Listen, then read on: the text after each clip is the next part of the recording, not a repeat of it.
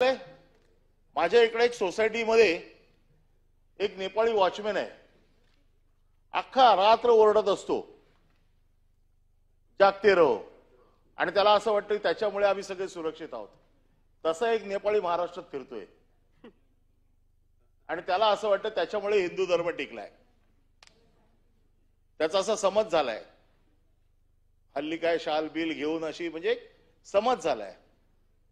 अरे त्यांच्या जीवावर नाही, हिंदू धर्म सांभाळायला आम्ही समर्थ आहोत. आमच्यात तेवढी ताकद आहे हिंदू धर्म सांभाळायची. परंतु माझ्या धर्माने किंवा मला ज्यांनी शिकवण दिली त्यांनी हे शिकवलं नाही, स्वतःच्या धर्माचं रक्षण करताना दुसऱ्याच्या धर्मावरती जाणीवपूर्वक अन्याय करणार नाही याची काळजी घ्यायला मला शिकवलेलं आहे.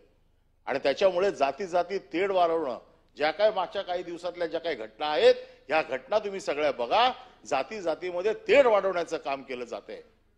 वेगवेगळ्या गोष्टींवरती इथे सकाळपासून चर्चा झाली. मी त्या सगळ्या गोष्टी जात नाही, कारण तसं जर गेलो तर मला 2 दिवस या राज्यघटनेवरती बोलू शकतो. परंतु माझं म्हणणं असं आहे की ज्या घटनेने मला अधिकार दिलेत त्या घटनेच्या माझ्या अधिकाराची पायमल्ली करण्याचा अधिकार ना मला आहे विरोधक म्हणून, ना सत्ताधाऱ्यांना आहे. हा कोणालाच अधिकार नाहीये. हा मला राज्यघटनेने दिलेला अधिकार आहे.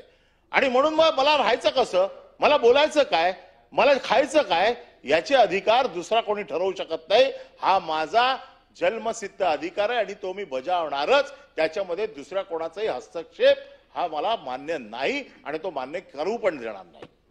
याचबरोबर आपलं राज्य संघराज्य आहे. आपला देश संघराज्याच्या पद्धतीने चाललाय.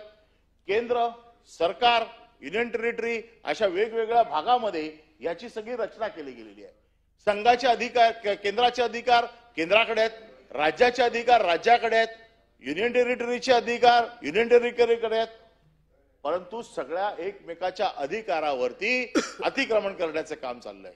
मला जी काही माहिती आहे किंवा जी माझ्या वाचनामध्ये आहे, युद्धजन्य परिस्थिती, आपत्कालीन परिस्थिती, नैसर्गिक संकट अशामध्ये केंद्राचे अधिकार असतात. युद्ध याच्यामध्ये केंद्राचे अधिकार असतात. बाकी सगळे अधिकार हे राज्यांकडे असतात.